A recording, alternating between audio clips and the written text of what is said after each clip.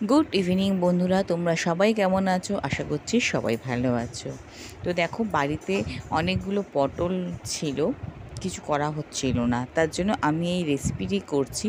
কিন্তু রেসিপিটার নাম আমি জানি না। তোমরা যদি কেউ জেনে থাকো, রেসিপিটা পুরো দেখার পর আমাকে অবশ্যই কমেন্ট করে জানিও। তো পটলগুলোকে শির রেখে রেখে আমি ছাড়িয়ে নিয়েছি, আর নিয়ে সেটাকে মাঝখান থেকে পিস করে নিয়েছি লম্বা লম্বা। তারপর কড়াতে তেল দিয়ে, এটা সাদা তেলে করেছি, সাদা তেল দিয়ে গরম করে এবার পটলগুলোকে একটু নুন হলুদ মাখিয়ে লাল লাল করে ভেজে নেব। দেখতেই পাচ্ছ ভাজাটা কেমন লাল লাল হয়েছে। এরপর পটলগুলোকে একটা পাত্রে তুলে নিচ্ছি। আর এই পটলের জন্য একটা মশলা তৈরি করব। তার জন্য দেখো, শিলে আমি নিয়েছি কাজু, কিশমিশ, চালমগজ, আদা, কাঁচা লঙ্কা আর একটু সাদা তিল। আর এবার সাদা তেল দিয়েছি কড়াতে, তেল গরম করে গোটা গরম মশলা ফোড়ন দিয়েছি।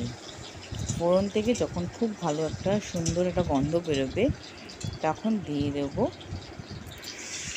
ওই বাটা, যেটা মশলাটা বেটে রেখেছিলাম না অনেক রকম মশলা দিয়ে, সেই বাটাটাকে প্রথমে দিয়ে দেবো। দিয়ে মশলাটাকে ভালো করে কষিয়ে নেব।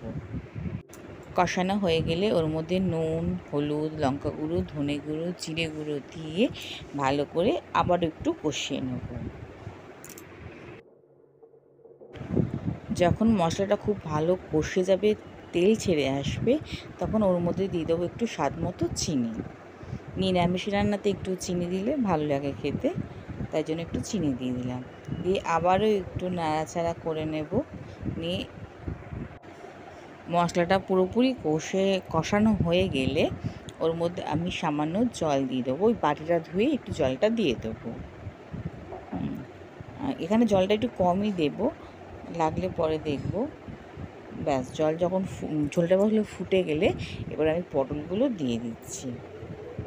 বেশি জল দেবো না, কেন এটা কিন্তু একটু গায়ে গায়ে করবো, ওর জন্য। আর দেখো, লাস্টে দিয়ে দেবো একটু ঘি আর গরম মশলা দিয়ে আবারও কিছুক্ষণ একটু নাড়িয়ে নিচ্ছি। এটা একটু কমে যাবে ঝোলটা, তখন নামিয়ে নেব।